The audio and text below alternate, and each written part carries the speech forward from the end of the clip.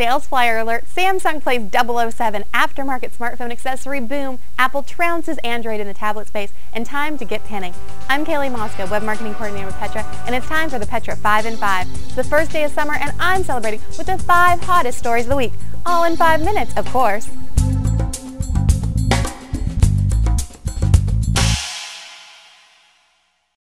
Sales flyer alert. There's a new appliance sales flyer on its way to you, but if you can't wait to see all the latest products and greatest deals from certified Monster Power, First Alert, and more, you can find the sales flyer online at petra.com/current-email. Check it out today. Samsung somehow managed to keep a lid on the specs of the new Galaxy S3 until the company revealed it May 3rd, and the way they did it is some serious James Bond stuff. Taking extreme measures to prevent leaks, Samsung had a small select team working on the Galaxy S3, even putting them in a separate lab that required ID cards and security scans to access. Engineers weren't allowed to show pictures or drawings to anyone else in the company, not even the procurement department, who was responsible for ordering materials for the phone and setting the price. Instead, the team had to describe the elements of the phone verbally. Rather than sourcing the delivery of prototypes to partners and suppliers, Samsung employees would hand-deliver them, sometimes leading to a multi-country journey. As an additional safeguard, Samsung developed 3 different prototype units to reduce the chance of details of the final Galaxy S3 getting out, leading to some frustration among the engineers. It looks like it was all well worth it, as the phone promises to be the hot phone of the summer, releasing this Thursday. You can find all the hottest accessories for the S3 on the Petra site by searching for Samsung Galaxy S3. New data released by API Research expects 2012 aftermarket accessory revenues for smartphones to reach $20 billion, representing more than half of the $36 billion that all aftermarket handset accessories will produce.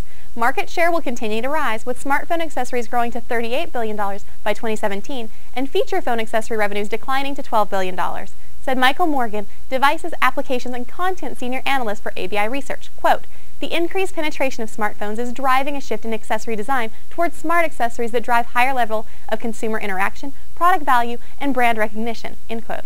The study also noted that smartphone owners will spend more on accessories for their device than feature phone owners, spending $56.18 versus $28.17 respectively for accessories. Looks like it's time for you to stock up now with smartphone accessories from the Wireless HQ by Petra at petra.com/wireless. Moving on from cellular to tablet news, new stats from IDC show that in the coming months, the new iPad will, quote, shift a larger percentage of future units towards iOS and away from Android, end quote. It's expected that Apple's iOS will grow to 62.5% in 2012, up from 58.2% in 2011, while Android will drop to 36.5% this year from 38.7% last year. Research in Motion, if you're still following them, will drop to 1% from 1.7%. A strong launch of the new iPad with its Retina display and 4G capabilities is driving growth, as is Apple's decision to continue selling the iPad 2 at a lower price. With Windows 8 tablets including the freshly revealed Microsoft Surface on the horizon, things could change up a bit, said Tom Manelli, Research Director of Mobile Connected Devices at IDC. Quote, "We expect pending new products from major players, increasingly affordable mainstream devices, and a huge marketing blitz from Microsoft around Windows 8 to drive increased consumer interest in the category through the end of the year." End quote. While IDC is not making any firm Windows 8 tablet predictions as a whole, Manelli did go on to say that, quote, "We don't expect Windows-based tablets to necessarily take share from Apple and Android, but will grow the overall tablet market." End quote. Are you pinning? If you're not, based on a report provided to All Things D by Meditate, you should be. The report shows that Pinterest is on pace to becoming the most significant driver of social traffic to e-commerce sites by the end of the year. That's right, it's expected to eclipse mature networks including Facebook and Twitter. Pinterest allows users to create and share virtual collages of their interests, which often include consumer goods, giving them the capability to create unique pins or repin those of others, with the exposure of the original pin growing exponentially with each repin.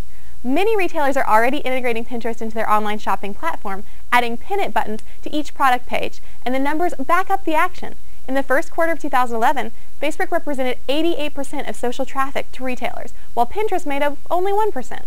Now, social referring traffic as a whole has grown 77%, with Facebook making up 60% and Pinterest rising to 26%. Conversion rates from Pinterest are up from 0.29% in the first quarter of the year to 0.43% in Q2, said Kurt Heinemann, Chief Marketing Officer for Meditate. Quote, "What will be incredible to watch is the fourth quarter of this year. In Q4, e-commerce explodes, and if Pinterest keeps on pace, it's going to knock on Facebook's door." That's your Petra 5 in 5. Have a great week, thunder up, and we'll catch up with you next time for more hot industry news.